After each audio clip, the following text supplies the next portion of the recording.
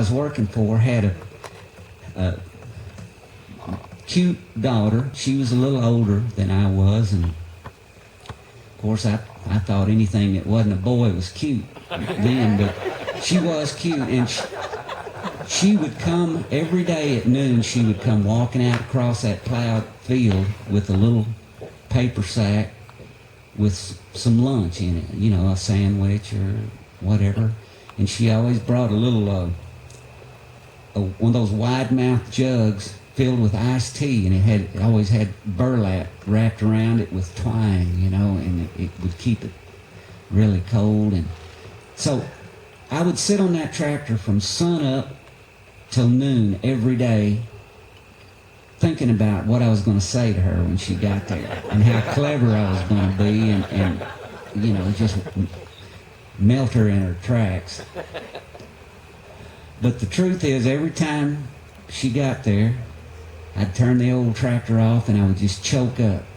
I'd freeze up. I couldn't say a word to this girl, and I would just guzzle the tea and eat the sandwich and then go on about my business. So nothing ever happened with that. So I'm not really sure why I told that story. Except that it's obviously been bothering me for a long time. Now I do know why I told it, because here's why I tell that story.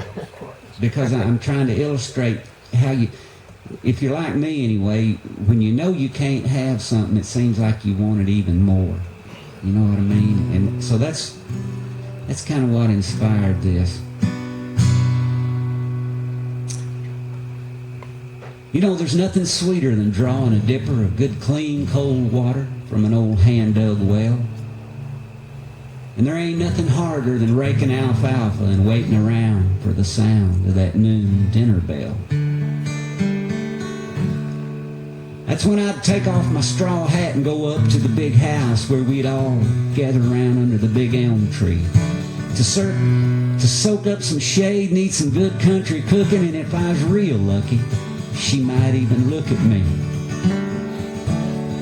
She was strawberry hair and blue ocean eyes. She was lilac, she was clover, and I bet good money she was sweet as honey 10 times over.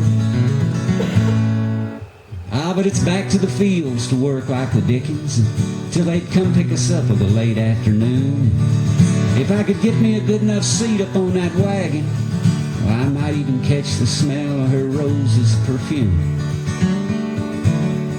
She was strawberry hair and blue ocean eyes. She was lilac, she was clover, and I bet good money she was sweet as honey 10 times over.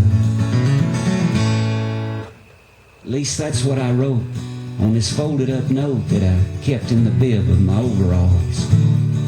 A bunch of pretty words I was saving for when I got brave and went up to that big house to pay her a call.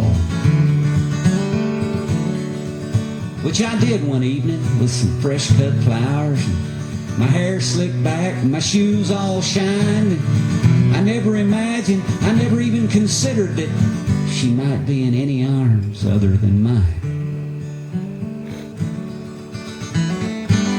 I was stabbed in the heart and kicked in the gut. At least I might as well have been, because you see the windows were open and the curtains were blowing, and I'm sorry that I ever looked in.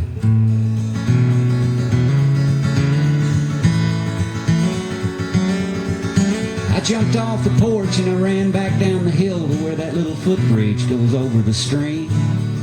I watched that folded up note and those fresh flowers float away with the rest of my dreams. And I never said nothing to the boys back at the bunkhouse, because hell, they don't know the first thing about love. And to this day, not a word's passed between me and her, and I still don't know who he was.